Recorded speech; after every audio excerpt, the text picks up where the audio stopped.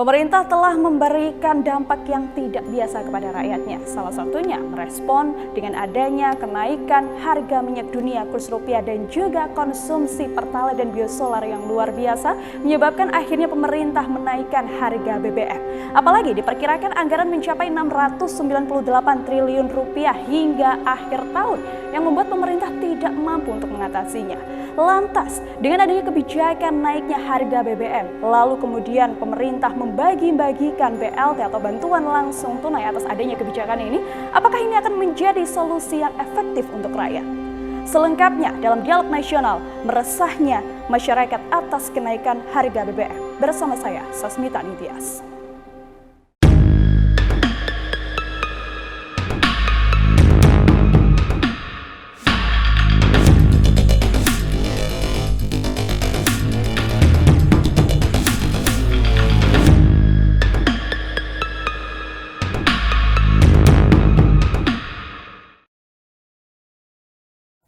Pemerintah memprediksi harga minyak dunia masih berfluktuatif. Bahkan saat ini turunnya harga minyak dunia masih dalam ketidakpastian. Menteri Keuangan menyebut naiknya harga BBM sebesar 30% cukup untuk mengimbangi kenaikan harga minyak dunia. Namun, apakah kebijakan ini sesuai dengan kondisi rakyat saat ini? Bahkan, harga BBM di beberapa negara justru terlampau lebih murah dari Indonesia. Sejak Presiden Joko Widodo mengumumkan kenaikan harga BBM pada Sabtu 3 September 2022, berbagai permasalahan baru mulai bermunculan. Mulai dari aksi buruh, mahasiswa, hingga berbagai kalangan masyarakat lainnya menolak atas kebijakan yang terjadi saat ini. Indonesia kini sedang dilanda berbagai krisis, mulai dari krisis pangan, krisis keuangan, krisis energi, hingga krisis kepercayaan rakyat. Selengkapnya dalam Dialog Nasional menangkap keresahan masyarakat atas kenaikan BBM. Pemirsa telah hadir di Studio 1 Nasional Televisi hari ini. Yang pertama adalah perwakilan nelayan Pak Kasim. Selamat sore Pak Kasim. Selamat sore. Kemudian juga ada Asosiasi Supir Logistik Indonesia ASLI yang diwakili oleh Pak Farid Hidayat. Selamat sore Pak. Selamat sore. Dan kemudian ada Ketua PKS DPC Banyuwangi yakni Pak Faisal Aziz. Selamat sore.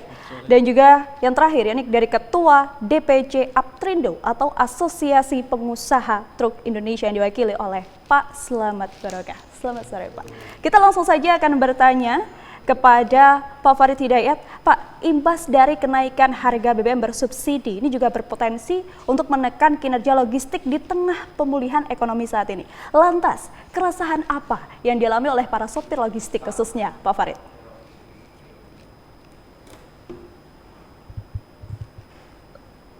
Selamat sore. Perkenalkan saya Pak Farid Hidayat dari ASLI Asosiasi Supir Logistik Indonesia.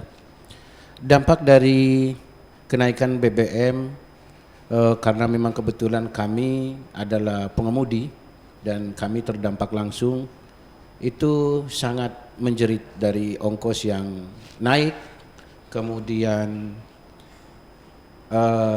tentunya habis ini juga akan diikuti oleh penyeberangan tol laut. Nah, oleh karena itu, tapi kami sebagai pengemudi logistik Indonesia yang memang tidak mengerti dengan kebijakan pemerintah, tetapi kami meyakini mungkin ini yang terbaik. Dalam arti jika memang ini yang terbaik langkah yang diambil oleh pemerintah, kami juga berharap perlunya ada penyesuaian tarif ongkos angkut, yaitu ongkos dari Jakarta atau dari satu titik ke titik yang lainnya itu harus disesuaikan supaya kami juga bisa kami juga bisa bekerja, bisa mendapatkan hasil yang sesuai dengan apa yang kami harapkan. Jadi intinya harus ada kenaikan tarif ongkos. Berarti sejauh ini masih belum ada kenaikan tarif ongkos untuk logistik sendiri atau bagaimana Pak? Sejauh ini dari media sosial yang kami dapatkan itu tarif ongkos yang sudah disesuaikan itu hanya diberlakukan oleh Aptrindo, Asosiasi Pengusaha Truk Indonesia. Tetapi keseluruhan ini belum bisa diakomodir dengan baik oleh pemerintah. Yang kami inginkan itu semua pengemudi logistik tanpa terkecuali itu harus bisa diakomodir oleh pemerintah dalam hal penyesuaian tarif supaya tidak liar. Artinya kalaupun ada tarif tertinggi ya harus ada tarif minimal. Kenapa kami katakan seperti itu? Kalau ada tarif minimal itu artinya kami dengan ekspedisi itu bisa berjalan dan tidak menciptakan ruang kepada oknum-oknum yang memanfaatkan keadaan. Artinya mungkin bisa saya contohkan sedikit di sini.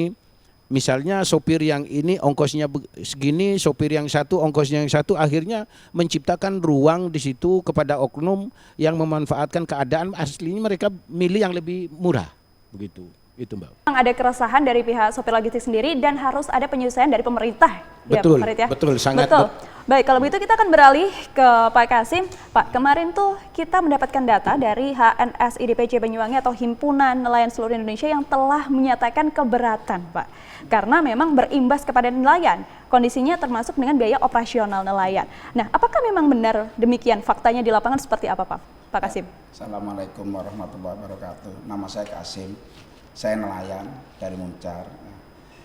Yang disampaikan oleh HNSI benar adanya, bahkan saya pelaku yang merasakan langsung. Saya itu pemilik kapal plus nakoda, kata orang Jawa, kalau orang Muncar ngomong juragan perahu ya. Yang biasa kami pikul itu biasanya beban yang kami pikul itu belanja solar ya, kurang lebihnya itu 10 jutaan kalau saya belanja. Nah, sekarang bisa sampai 13 jutaan. Bisa sampai 13 juta. Sesuai nggak Pak dengan apa yang didapatkan Aduh, di lapangan? kalau ngomong sesuai gimana ya? Kan daya beli masyarakat kan menurun. Otomatis untuk lauk pauk hasil tangkar kami nggak langsung meningkat begitu aja.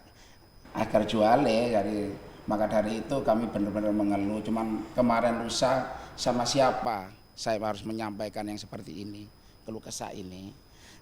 Ya kebetulan ini saya diundang di sini, matur nuwun banget. Jadi saya mau menyampaikan undang-undang saya sebagai nelayan keberatan banget tentang janji presiden ya saya ngomong itu ya.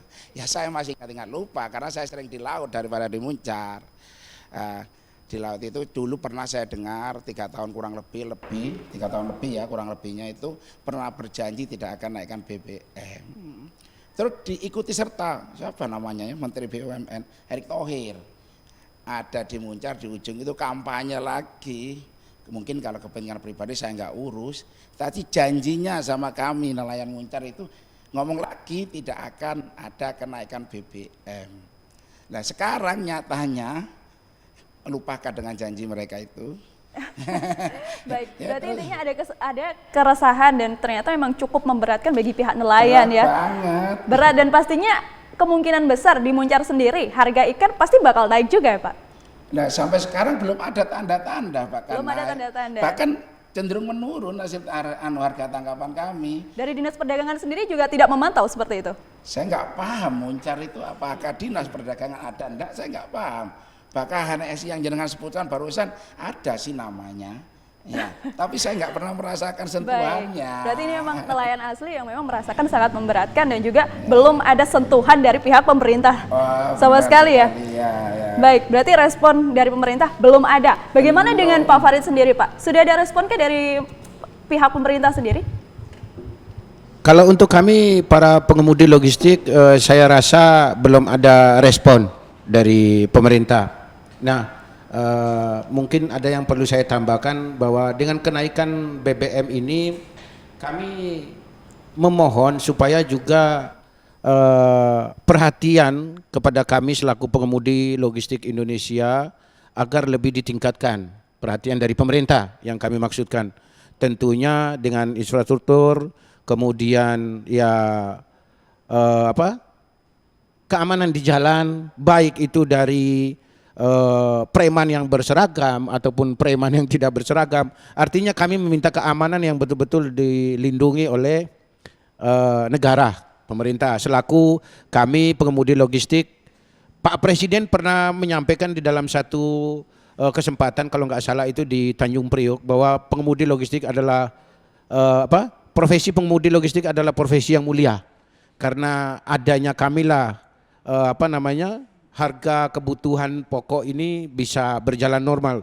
Bagaimana kita bayangkan ketika tidak ada pengemudi logistik hari ini, tentunya harga kebutuhan pokok itu pasti tidak akan bisa, Tidak akan terkendali. Pak, tidak akan ya? terkendali. Di berbagai Gitu. daerah.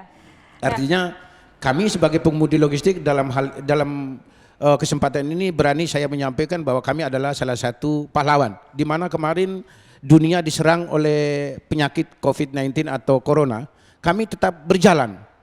Kami tetap menjalankan tugas mengirim mengirim barang dari satu tempat ke tempat yang lain. Kami juga sama dengan para dokter, TNI, polisi yang bertugas mengamankan. Artinya dalam hal ini kami selaku pengemudi logistik meminta perhatian dari pihak pemerintah agar lebih ditingkatkan. Lebih ditingkatkan. Dalam Siap. hal apa saja, Pak? Mungkin bisa dijelaskan lebih detail Dalam supaya mungkin hal- pemerintah juga bisa mendengar apa Di- suara dari rakyat ini. Yang belum terpenuhi khususnya kami yang di Banyuwangi, dan ini mungkin untuk seluruh Indonesia yang di mana di kabupaten yang memang belum ada kargo itu tempat parkir truk. Itu bagaimana pemerintah daerah bisa memberi parkiran untuk Banyuwangi, sekelas Banyuwangi ujung timur Pulau Jawa yang berdampingan langsung dengan Bali, itu Banyuwangi belum punya. Sedangkan Bali di Kabupaten Negara, di Singaraja itu sudah ada. Baik, berarti memang itu salah satu permintaan dari para sopir logistik ya. Betul. Tapi namun keterkaitannya dengan BBM intinya merasa resah juga dan Sangat. belum disentuh sama sekali. Bantuan-bantuan juga belum muncul dari pemerintah. Untuk bantuan kepada kami selaku khusus ya, bantuan khusus kepada kami selaku pengemudi logistik itu belum ada. Belum ada, sama Ya. dengan nelayan. Dari pihak nelayan sendiri, kalau dari Pak Kasim sendiri juga belum ada bantuan sama sekali ya Pak ya, belum tersentuh ya. Dan terakhir, harapan di segmen kali ini, harapannya apa saja yang mungkin bisa disampaikan untuk pemerintah Pak? Ya, harapan kami sebagai nelayan, mbok mikir dulu mau naikkan gitu loh. Ya, mikir dulu, cari tahu dulu apa sih kesulitannya. Kalau di Muncar itu bukan digaji Pak, Bu, nelayannya itu Baik, bagi hasil. bagi hasil. Apabila sisa pengeluaran yang kami dapat itu dapat tangkap ikan, pengeluarannya baru bagi hasil. Berarti sama intinya nelayan. harapannya apa Pak? Harapannya, Untuk pemerintah? Ya harapannya pemerintah jangan naikkan lah BBM Intinya itu. jangan menaikkan ya? Ya intinya jangan naikkan. Tidak perlu ada bantuan-bantuan khusus Saya untuk nggak nelayan? ingin bantuannya, bantuan itu cuma ambil-ambil ngapusi aja Baik. untuk menenangkan. Baik. Yang penting turunkan harga BBM. Kalau saya bisa ngomong sama Pak Presiden, ya turunkanlah pakai hati nurani gitu loh. Baik, ini akan semakin menarik pemirsa karena di segmen selanjutnya kita akan membahas seputar dampak ekonomi dan juga sosial yang ternyata ini tidak hanya untuk para nelayan ataupun untuk sopir, tapi juga untuk pengusaha truk. Seperti apa? Kita simak setelah jeda pariwara berikut ini. Tetaplah di Dialog Nasional.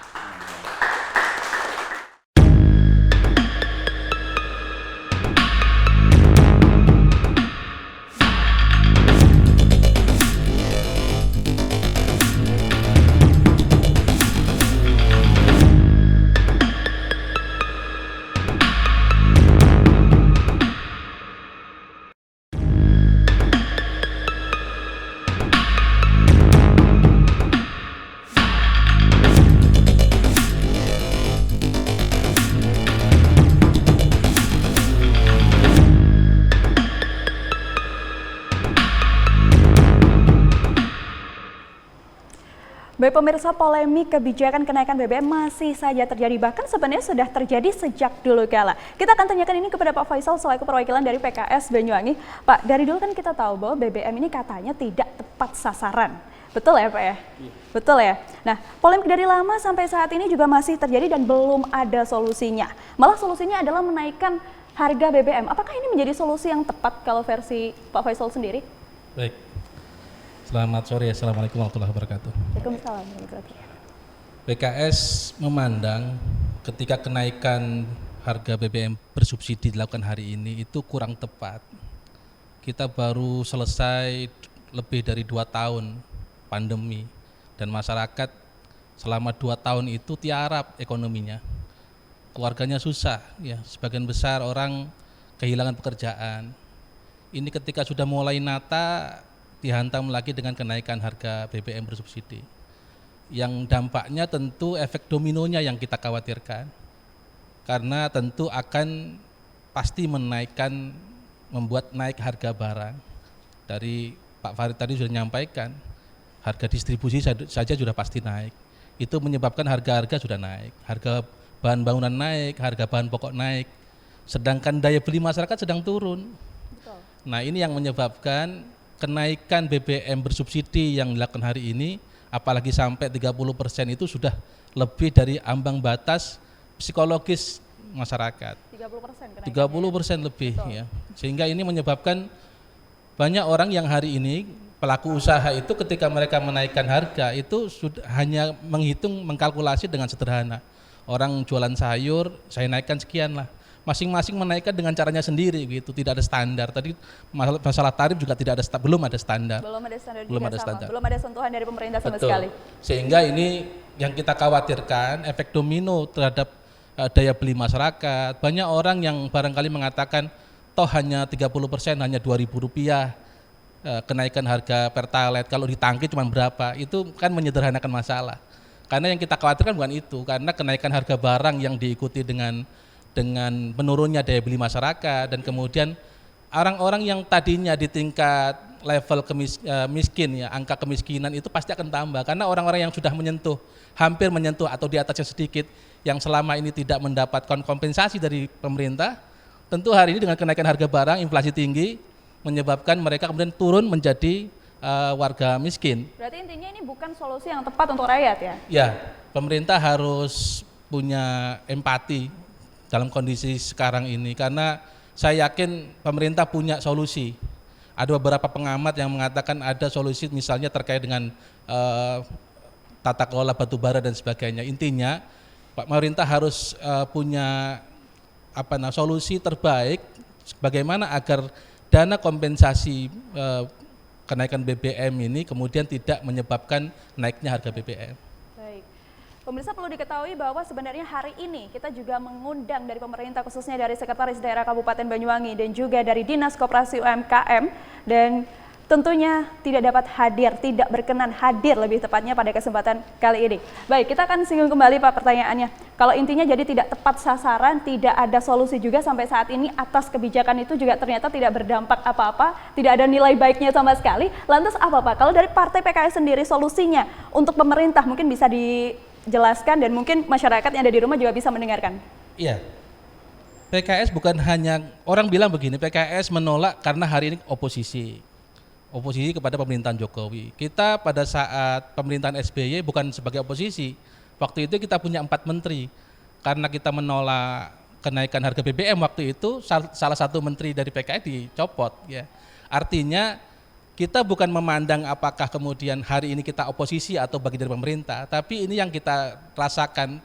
Partai itu kan sebetulnya menyuarakan apa yang menjadi aspirasi rakyat. Dan kami paling tidak mengatakan bahwa denyut nadi masyarakat hari ini adalah mereka menolak kenaikan ini karena sekali lagi waktunya yang tidak tepat. Lalu apa solusinya?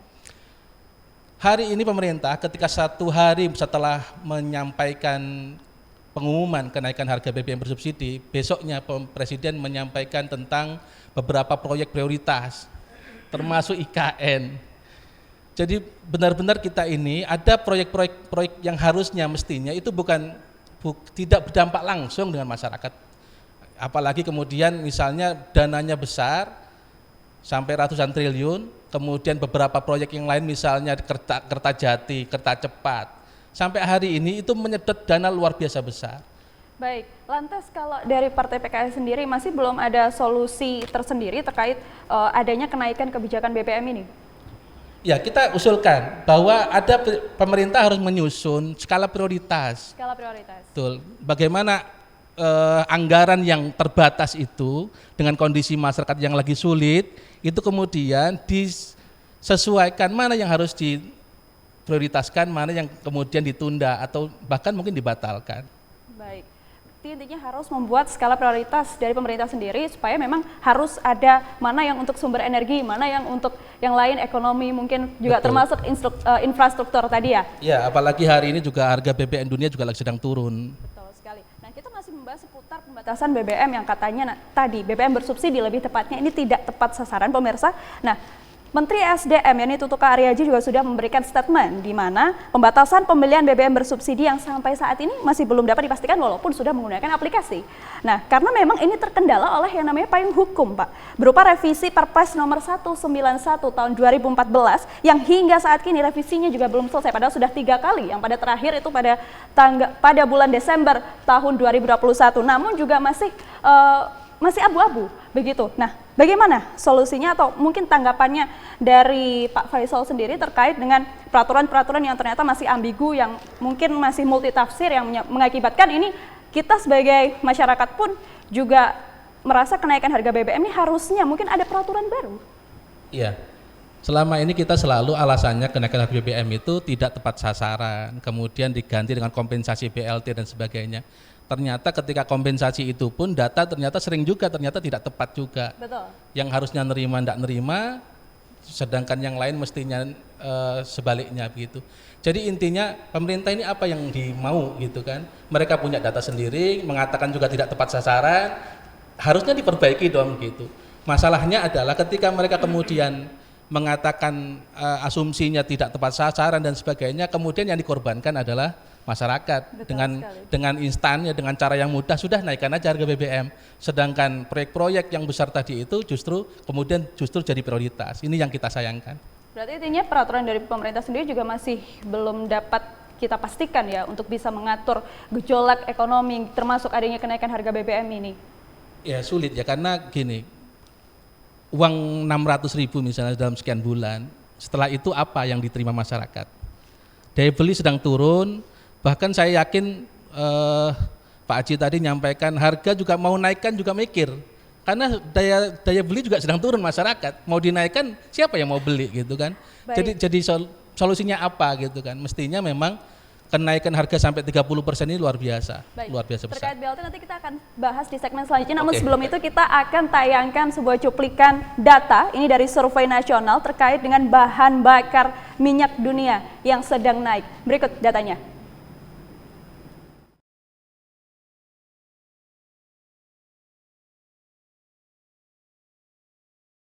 Rilis surveinya dari data indikator politik survei nasional pada tanggal 25 hingga 31 Agustus 2022 yang menyatakan dari hasil survei ini 56,2% masyarakat merespon bahwa meski bahan bakar minyak dunia naik ya mengalami peningkatan, namun pemerintah harus berupaya agar harga BBM tidak dinaikkan, termasuk jika harus menambah hutang. Nah, saya ingin dapat tanggapannya dari Pak Slamet sendiri. Bagaimana Pak? Anda sebagai pengusaha yang tentunya juga mungkin akan membayar pajak juga untuk pemerintah. Bagaimana jika sampai akibat adanya kenaikan harga BBM juga menaikkan pajak? Salah satunya mungkin untuk merespon kalau misalkan tidak dinaikkan, maka hutang negara ini akan naik begitu Pak. Assalamualaikum warahmatullahi wabarakatuh. Nah, kalau dari kami sendiri sebetulnya sebagai rakyat itu tahu bahwa harga minyak dunia itu sedang naik. Kami sadar apapun keputusan pemerintah sudah pasti dipikirkan masa depan rakyat atau dampaknya kemana ke rakyat. Kami dari Asosiasi Pengusaha Truk sendiri itu sebetulnya sangat besar sekali dampaknya. Karena apa? Nilai operasional kami di jalan itu mahal, bertambah lagi. Betul sekali. Ketika kami menaikkan tarif di angka 25%, yang terjadi di lapangan itu tidak ada, paling cuma 0,5%, 0,8% sesuai dengan yang Pak Haji perbincangkan lagi, mau menaikkan harga minyak itu harga hasil tangkapan nggak bisa dinaikkan gitu loh. Susah. Harapan kami pemerintah itu bisa menerapkan standarisasi ongkos. Harus ada standarisasi ongkos. Iya. Perkara nanti nilai dari penjualan di masyarakat itu biar pemerintah yang memikirkan, bukan kami lagi. Baik. Saya rasa itu dulu dari saya. Baik, tapi tadi sempat disinggung ya harus ada standarisasi. Namun tadi sudah diperbincangkan oleh Pak Farid, belum ada pemerataan, betul ya Pak ya? Belum ada pemerataan tarif logistik. Namun data yang kami temukan di sini ada kenaikan tarif logistik yang ternyata di data itu 21% untuk truk kecil, 23% untuk truk sedang, dan 25% untuk truk besar. Nah ini bagaimana tanggapannya kalau dari Asosiasi Pengusaha Truk? Memang sudah ada keputusan 21% untuk terkecil. Berbeda dengan yang 0,5 yang disebutkan tadi? Iya. Mengapa itu bisa terjadi? Mengapa bisa ada perbedaan seperti itu? Pada kenyataan pabrik-pabrik pengguna jasa ketika kami menerapkan kenaikan harga tersebut, mereka nggak bisa menerima. Itulah yang akhirnya membuat adanya ketidakmerataan pada sopir logistik kah? Iya, betul. Nggak bisa diratakan untuk di penerapannya, pelaksanaannya.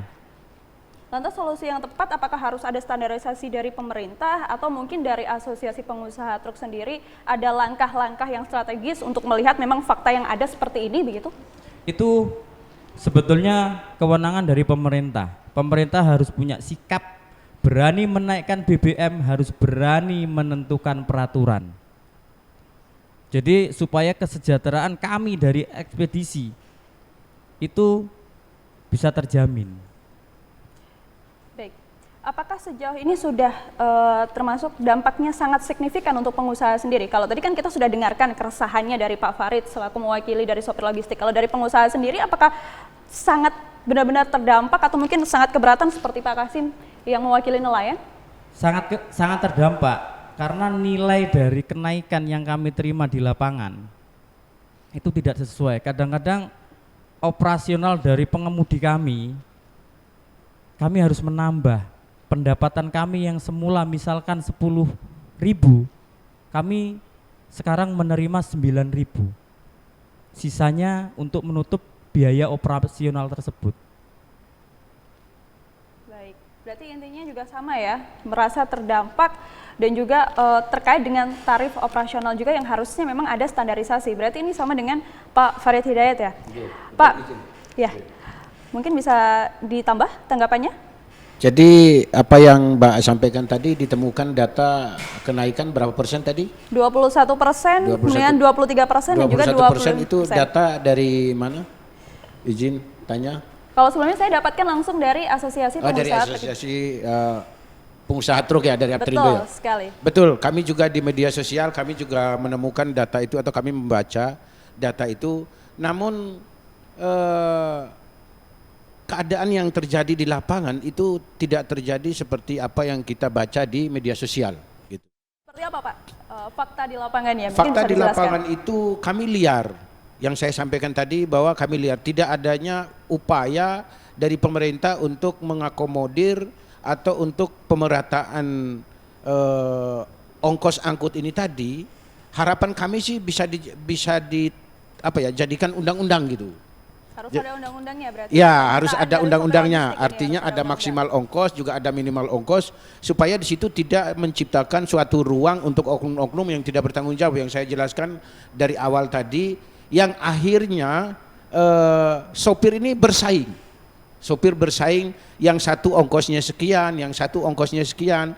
Di situ akhirnya menciptakan ruang kepada oknum-oknum yang memanfaatkan keadaan, mereka memilih yang lebih murah. Baik, berarti adanya persaingan sopir logistik termasuk tarif logistik yang semakin liar dengan adanya kenaikan harga BBM ini, betul Pak? Betul. Harapan kami itu supaya bisa diakomodir oleh pemerintah, bisa dijadikan undang-undang, penyosialisasi pemerataan ongkos angkut. Baik. Bisa diakomodir oleh pemerintah, begitu Mbak. Baik, berarti intinya sama, harus ada standarisasi, bahkan meminta adanya undang-undang khusus untuk sopir logistik. Betul ya? Betul. Baik, kalau kita berbicara soal fakta, salah satunya sopir logistik itu pasti akan mengkonsumsi BBM subsidi seperti solar ataupun pertalit.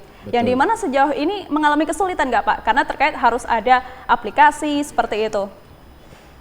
Terkait aplikasi itu sejauh ini kami banyak menemukan kendala di lapangan. Kebetulan beberapa waktu lalu kami juga habis rapat dengan Dirut dari Pertamina, kalau nggak salah Dirut dari Pertamina Banyuwangi, termasuk juga Bapak Selamat Barokah hadir di situ. Beliau menjelaskan tujuan dari program itu, kami sangat bisa memahami. Sangat bisa memahami, tapi intinya tidak semua sopir bisa memahami. Bukan, dalam tanda kutip yang perlu saya garis bawahi, kami bisa memahami itu artinya itu mengantisipasi kepada oknum-oknum pemilik BBM yang nakal atau oknum-oknum yang ingin menjual solar bersubsidi ke itu ya dengan harga yang lebih mahal ya. Tetapi di dalam pelaksanaannya penerapan aplikasi Mi Pertamina itu banyak kami temukan kendala. Salah satunya saya pribadi juga menemukan kendala beberapa kali saya daftar, ini mungkin sudah yang keempat kali, itu selalu ditolak oleh sistem. Dan spesifikasi yang diinginkan oleh sistem yang dibuat oleh itu ya, oleh Pertamina ini ya, oleh Pertamina itu sangat memberatkan dan sangat sulit, apalagi kami para pengemudi logistik yang SDM-nya rendah juga gagap teknologi di sini gitu. Masih gagap teknologi, Siap. kemudian aplikasinya juga masih banyak yang bermasalah. Nah, kita akan juga jawab di segmen selanjutnya, tentunya untuk nelayan sendiri pasti juga kesulitan menggunakan aplikasi jika harus membeli BBM bersubsidi untuk para nelayan. Nah, kita akan jawab itu di segmen selanjutnya, maka dari itu tetaplah di Dialog Nasional.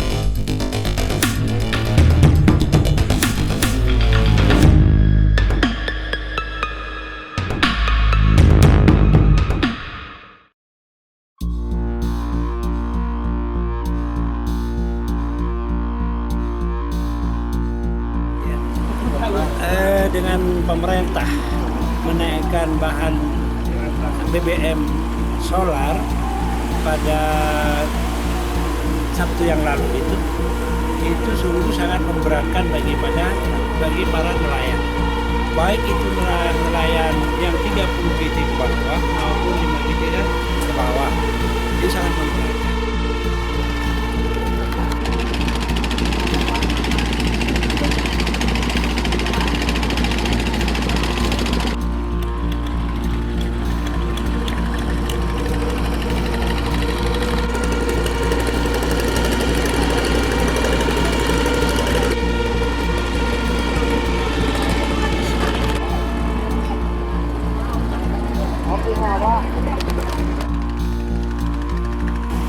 Awalnya berapa, Pak? Awalnya 5.150. Sekarang 6.800.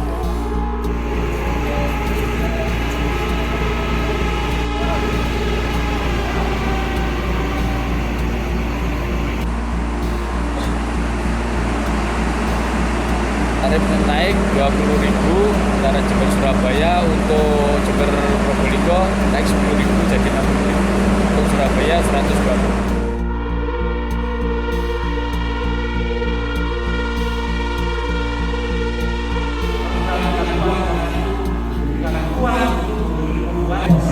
Kalau secara ini mematikan karena satu kita nggak dapat order ya, yang kedua akun kita juga mengatur, juga berhenti selama 2 jam. Cuman karena ini solidaritas Pak dari rekan-rekan, insya Allah rezeki itu bukan hanya di sini Pak, bukan hanya 2 jam. Mungkin di tempat lagi setelah ini kita dapat orderan lagi.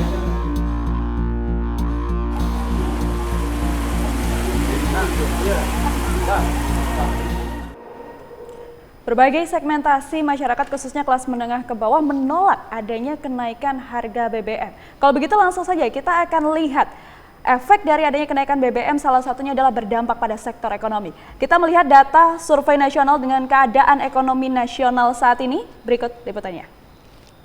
Nah, kita sudah lihat data dari indikator terkait survei nasional tentang keadaan ekonomi nasional yang ternyata 39,2% menilai buruk.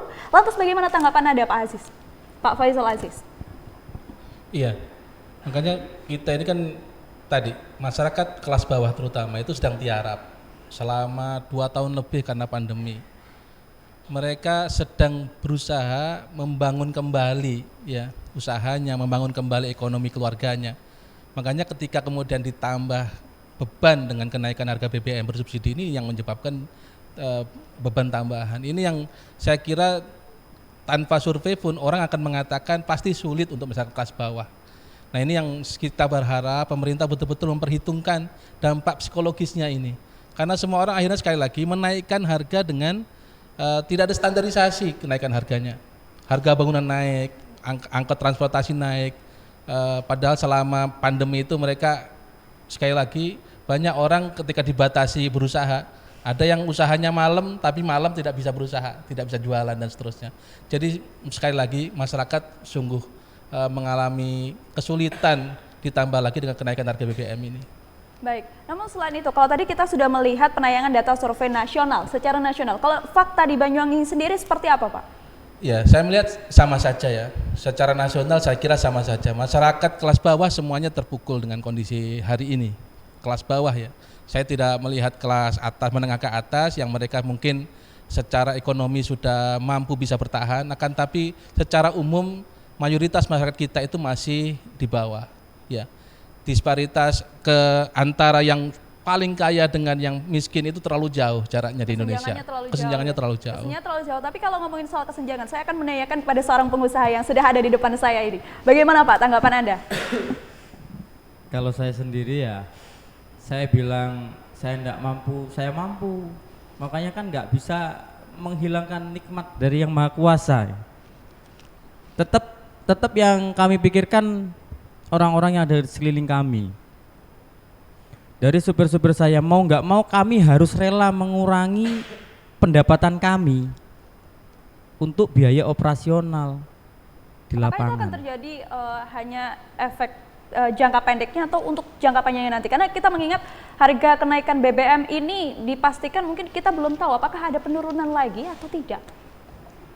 Harapan kami, ini maksudnya harga BBM yang turun gitu ya, harapannya? Bukan, maksud saya tadi kan sempat dibilang harus mengurangi ini itu seperti itu kan Pak? Untuk harus mengurangi biaya, termasuk pendapatannya kami. Juga untuk para sopir, salah satunya ya, kemudian untuk pegawai-pegawai yang lain. Nah ini kan untuk jangka pendeknya mungkin masih bisa menjadi satu solusi. Tapi bagaimana dengan jangka panjangnya? Apakah memang akan seperti itu solusinya?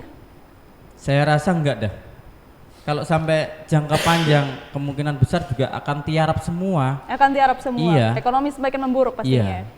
Iya. Baik kalau begitu. Kalau dari Pak Farid sendiri Pak melihat dampaknya seperti ini dan pemerintah juga sudah menyinggung adanya bantuan ini itu, bantuan BLT dan segala macam. Apakah itu menjadi solusi yang baik untuk para sopir sendiri? Kalau menurut kami para sopir atau pengemudi logistik, bantuan itu tidak menjadi salah satu solusi untuk bisa menyelesaikan masalah ini ya. Kami dari rakyat biasa khususnya sopir ya mungkin dengan apa yang disampaikan oleh Bapak Faisal tadi dari PKS bahwasanya harga minyak dunia saat ini lagi turun ya, betul ya Pak? Artinya seharusnya mungkin ya tidak harus naik gitu. Kalau memang harga minyak dunia turun, tetapi kalau memang saat ini harga minyak dunia itu lagi naik, ya kami juga bisa memaklumi, bisa mengerti dengan keadaan dan kebijakan yang diambil oleh pemerintah. Tapi perlu saya pertegas dalam kesempatan ini, kami dari pengemudi logistik sampai saat ini belum ada pergerakan. Artinya kami tidak ada turun ke jalan memprotes kebijakan yang diambil oleh pemerintah saat ini terkait dengan BBM bersubsidi yang dinaikin. Namun ketika memang nanti suatu saat itu tidak ada penyesuaian tarif ongkos, tentu saya dengan kawan-kawan akan turun ke jalan. Bisa jadi akan turun ke jalan dalam waktu dekat? Bisa saja kami akan turun ke jalan. Dalam waktu dekat ini? Untuk dalam waktu dekat atau dalam waktu panjang itu mungkin belum bisa saya pastikan. Tetapi nanti ketika kawan-kawan kami mempunyai keluhan yang sama, tentunya kami selama ini kami di Banyuwangi menjadi barometer untuk mengedukasi para pengemudi seluruh Indonesia untuk berani menyampaikan aspirasi kepada pemerintah ketika pemerintah mengambil kebijakan yang memang tidak pro dengan rakyat. Baik. Gitu. Baik, berarti intinya apabila tidak disinggung sama sekali dari sopir logistik oleh pemerintah, tidak mendapat tanggapan sama sekali dari pemerintah, kemungkinan besar akan turun ke jalan ya Pak? Saya bisa pastikan, saya Farid Hidayat yang sudah beberapa kali dan punya rekam jejak turun ke lapangan khususnya di Banyuwangi, bisa saya pastikan kami akan turun ke jalan ketika memang kenaikan BBM bersubsidi ini tidak diikuti dengan perhatian yang lebih kepada kami. Baik. Gitu. Kalau itu saya juga akan menyinggung terkait Pak Kasim sendiri selaku pemilik perahu Pak, yang mungkin hampir sama ya dengan pengusaha. Bagaimana Pak tanggapan Anda? Apakah juga kalau keberatan pasti tadi sudah disampaikan. Tapi bagaimana Pak solusinya terkait mungkin juga Bapak memiliki nelayan-nelayan yang lain, pegawai-pegawai yang lain seperti itu. Solusi apa dalam jangka pendek ataupun jangka panjangnya? Kalau kami sebagai pengusaha plus juragan kapal. Juragan kapal lebih tepatnya ya. Jadi saya itu punya solusi sebenarnya, meskipun berat sekali. Akan tetapi bisa bertahankah solusi itu untuk keluarga kami? Apa itu Pak? Ya contohnya saya untuk hari ini jarang lah ngambil keuntungan. Jarang mengambil keuntungan. Ya. Ini sebenarnya bukan solusi yang tepat ya Pak ya, tapi bagaimana lagi begitu? Ya, karena kan ini Mbak Yom, cerita ucapan-ucapan Pak Jokowi selalu tak dengar. Tumbuhkan ekonomi, bahkan pangkas birokrasi. Betul. Demi pertumbuhan ekonomi. Loh, aku rakyat ini patuh, gitu loh. Patuh. Maka penghasilan saya itu saya turunkan sampai tinggal 40%-nya. Tinggal 40% akibat adanya kenaikan harga BBM ini Pak? Iya, karena saya harus mensubsidi ke nelayan kami, ABK kami. Kalau nggak gitu ya dari mana mereka bisa dapat makan? Itu namanya kalau di Muncar namanya kebijakan ya, oreng-orengan lah bahasa muncarnya. Tapi apakah tidak ada solusi yang lain selain memangkas seperti itu atau menurunkan sampai dengan 40% seperti itu atau mungkin menaikkan harga ikan yang didapat seperti itu Pak? Ya, tak coba beberapa kali ya. Telah dicoba beberapa kali. Untuk menawarkan harga ikan itu lebih tinggi, malah turun. Pendapatannya justru turun? Bukan pendapatannya, harga jualnya. Harga jualnya turun drastis? Turun, bukan drastis, malah turun 2-30%. 2 sampai dengan 30%. Karena daya beli masyarakatnya itu turun. Ini dilema ya bagi saya secara pribadi ya. Makanya saya kan terus tak kutip ucapan pemerintah itu ya. Karena yang saya maksud itu saya kutip, seharusnya saya sudah mendapatkan kebijakan yang bagus, enak tak rasakan. Ini sama sekali tidak, malah memberatkan. Justru gitu. malah memberatkan ya. Kalau saya ngasih solusi ya solusi untuk saya, ABK saya sama keluarga saya aja. Kalau sejauh ini dari ABK sendiri yang mungkin sempat diketahui, apakah ada bantuan-bantuan khusus untuk para ABK di bawah arahan Pak Kasim sendiri? Saya tidak pernah melihatnya ya. Tidak pernah melihatnya ya? Tidak pernah melihatnya. Tanda kutip berarti bantuan untuk para nelayan belum disentuh sama sekali sama pemerintah. Keresahannya belum disentuh sama sekali sama ya? Sekali belum. Baik, kita akan bahas seputar bantuan apa saja dari pemerintah dan bagaimana ternyata data di lapangan, fakta di lapangan. Tentunya setelah jeda pariwara berikut ini, tetaplah di Dialog Nasional.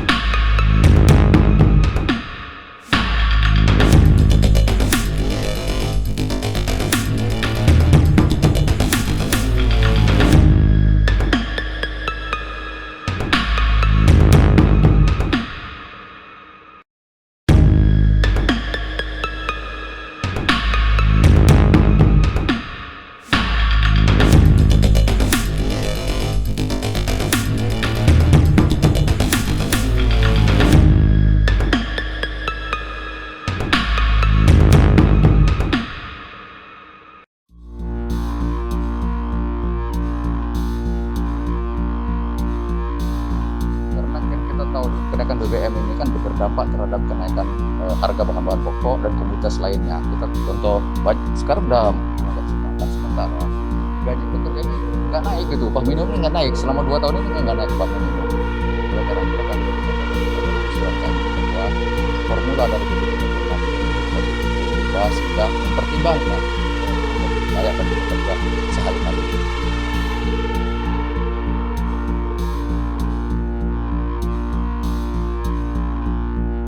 Mengkritik bagaimana pemerintah menaikkan harga BBM yang itu akan secara langsung berdampak pada komoditas yang ada pada masyarakat. Hal yang kedua, kami mengkritik bagaimana pemerintah seharusnya bisa mengaudit atau memonitoring kinerja BPM yang sejauh ini tidak maksimal.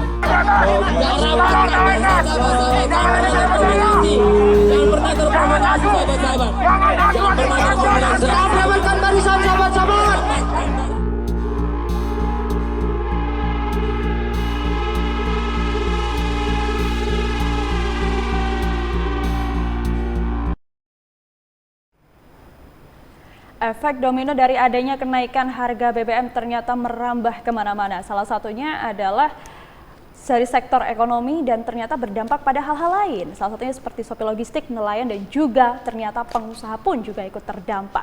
Nah, kita akan lihat ternyata dari adanya kenaikan harga BBM ini disinggungnya jawabannya solusinya adalah bagi-bagi BLT. Nah, kita akan lihat apakah bagi-bagi BLT BBM ini menjadi salah satu solusi yang tepat. Berikut data survei nasional selengkapnya. Kita akan melihat data kompensasi kenaikan harga BBM dari survei nasional, di mana ternyata 19,8% itu menurunkan harga bahan pokok permintaan dari masyarakat. Sedangkan solusi dari pemerintah itu adalah bagi-bagi bantuan langsung tunai berupa uang, yang dimana itu sejumlah Rp150.000 per bulan dan jika dikalkulasikan hanya Rp5.000 per hari. Bagaimana tanggapan Anda, Pak Faisal Aziz?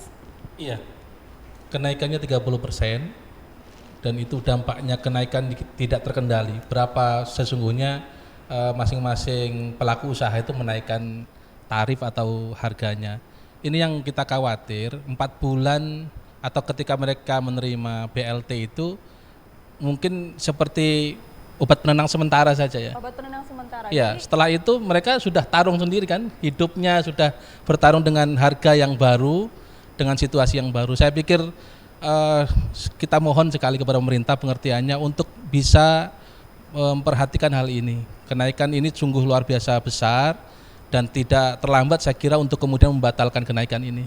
BBM ini kan juga sangat berdampak, apalagi itu juga hajat hidup orang banyak ya, Betul. Pak ya. Betul sekali. Nah, kalau melihat dari sini, kemudian dari PKS sendiri merespon dari kebijakan-kebijakan ini? Iya. Apakah lebih baiknya tetap ada BLT atau baiknya adalah menurunkan harga bahan pokok seperti data survei nasional seperti itu, Pak? Ya, saya kira kalau sudah terlanjur menaikkan dengan harga BBM 30% yang untuk subsidi itu sesungguhnya juga tidak langsung kemudian instan menurunkan harga barang. Ini yang kita khawatirkan gitu.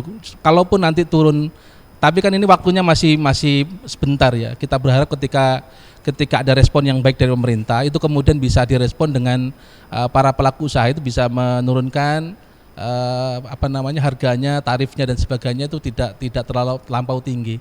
Nah, sekali lagi ini yang kita harapkan dari pemerintah ya. Berarti memang ya sudah apa yang sudah terjadi ya sudah itu memang harus dilakukan. Begitu ya Pak ya. Kalau dari Partai PKS sendiri sebagai partai oposisi pemerintah tidak ada saran atau solusi untuk menggantikah kebijakannya atau seperti apa gitu? Ya, sekali lagi banyak solusi yang sebetulnya bisa dilakukan oleh pemerintah. Pemerintah kan kreatif begini. Rakyat ini kan tidak tahu, kita ini punya ladang minyak, tapi kita harus beli minyak dengan harga internasional. Betul. Ya, harga minyak kita punya diambil, kemudian itu kekayaan negara, kekayaan pemerintah, kekayaan rakyat. Nah, pemerintah hanya kita pilih untuk mereka itu mengelola kekayaan alam itu supaya nanti kembali kepada masyarakat dengan terjangkau. Jadi mohon maaf, ketika BLT kemudian memberikan kompensasi, itu bukan prestasi pemerintah. Itu adalah hak rakyat, supaya rakyat itu punya insentif supaya mereka bisa bertahan hidup. Tapi itu kalau dilakukan hanya dengan waktu yang terbatas, tentu tetap berat untuk kedepannya dalam jangka panjang, tetap sangat berat. Oleh karena itu sekali lagi, ini yang kita harapkan pemerintah bisa memiliki empati yang luar biasa, karena sekali lagi 2 tahun pandemi ini berat sekali. Berat sekali dan ditambah lagi dengan adanya kebijakan kenaikan harga Betul. BBM ini. Jadi memang banyak sekali sebenarnya saran, namun kita tahu, kita pahami bahwa sebenarnya pemerintah ini bisa lebih kreatif ya Pak ya. Harus kreatif. Tidak hanya BLT BBM Betul. saja ya. Baik, kita akan lempar pertanyaannya kepada Pak Farid. Pak, kalau tadi kan sudah disinggung juga salah satunya adalah adanya bantuan langsung tunai atau BLT BBM ini yang dimana di Banyuwangi sendiri sudah ada 120.572 keluarga. Apakah kalau dari asosiasi sopir sendiri, asosiasi sopir logistik banyak yang menerima itu Pak? Dari kami pengemudi logistik itu banyak yang menerima dan jujur saya adalah salah satu penerima bantuan tersebut. Tapi dalam kesempatan ini saya sependapat dengan Pak Faisal bahwa ini bisa kami simpulkan bahwa hanya sekedar sebagai obat penenang. Berarti setuju atau tidak setuju terkait adanya BLT BBM ini? Saya selaku penerima setuju adanya BLT tersebut dalam Setuju, waktu. meskipun mendapatkan 5.000 per hari ini kompensasinya. Tidak, dalam tanda kutip saya setuju itu karena saya penerima di sini. Tetapi kalau itu hanya diberlakukan hanya beberapa bulan, ya 4 saya bulan sependapat saja dengan ya? Pak Faisal gitu. Artinya kalau memang itu diberikan terus selama sepanjang harga BBM ini BBM bersubsidi ini naik, ya kami mungkin setuju. Tapi kalau hanya beberapa bulan ya saya pribadi juga kurang setuju gitu.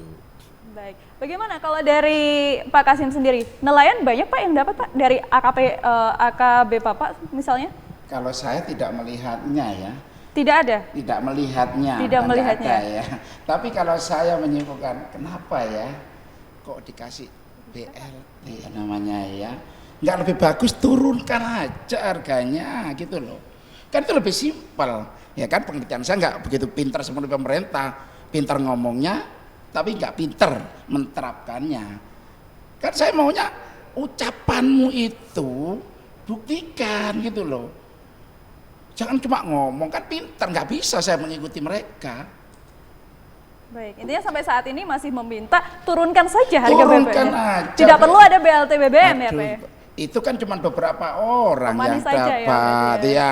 Kan berapa persennya sih di Banyuwangi yang dapat? Apalagi Anda pengusaha yang jelas-jelas mungkin tidak akan mendapatkan itu. Ya sudah pasti tidak akan. Bahkan APK saya satu oparan pun, saya itu 95 kru ya, semua nelayan dan kuli-kuli pikul itu 95 orang loh Mbak. Wah. Yang saya bawa Dengan itu. penurunannya yang tadi sempat disebutkan sampai 40%. Iya. Saya mensubsidi malah Mensubsidi balik ya? Iya. Selain dapat dari pemerintah. bukan dari pemerintah. Saya mensubsidi supaya tercukupi biaya hidup mereka. Baik. Ya, tapi yang saya herankan pemerintah yang pintarnya seperti itu nggak punya pikiran untuk mensubsidi yang paling dasar BBM itu tadi gitu loh. Yang saya maksud itu. Baik, berarti lebih baik daripada BBM, lebih baik daripada BLT BBM, adanya penurunan saja, subsidi kembali saja seperti dulu, begitu ya? Ya, itulah seperti yang saya harapkan. Ini yang diharapkan. Baik, saya akan lempar juga ke Asosiasi Pengusaha Truk Indonesia. Pak, apakah sama juga terdampak juga sebagai Anda pengusaha seperti Pak Kasim ini yang mewakili pengusaha pemilik kapal begitu? Sangat terdampak. Artinya dengan mengurangi pendapatan kami, penghasilan kami untuk mensubsidi pengemudi-pengemudi kami, itu sangat menyusahkan kami. Belum lagi dinilai sebagai persyaratan My Pertamina itu kendaraan kami kan harus tepat taat pajak.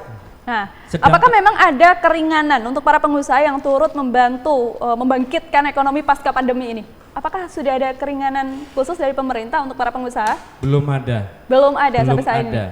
Belum ada. Bahkan mulai dari pandemi kami sudah berusaha dengan nominal biaya juga sangat minim sekali. Baik. Bayangkan coba seandainya kami ini nggak menjalankan kendaraan-kendaraan kami, apa yang terjadi ekonomi di Indonesia? Betul sekali. Dan harapan kami itu apa? Ya masa pandemi 2020-2021 kami ini diberi kebebasan untuk membayar pajak gitu loh. Lagi-lagi pajak ya, mungkin kita akan singgung di kesempatan selanjutnya. Namun ternyata dari apa yang sudah kita bicarakan hari ini, keresahan yang terjadi ternyata tidak hanya untuk masyarakat kelas menengah ke bawah, namun juga untuk masyarakat kelas menengah ke atas yang ternyata juga ikut mensubsidi rakyat. Tidak hanya pemerintah saja. Lalu bagaimana kelanjutannya dari kebijakan ini? Baik, kita akan tutup dulu perbincangan hari ini dan kita akan lanjutkan di episode selanjutnya. Terima kasih Anda sudah menonton Dialog Nasional bersama saya Sasmita Dengtias. Sampai jumpa di episode selanjutnya.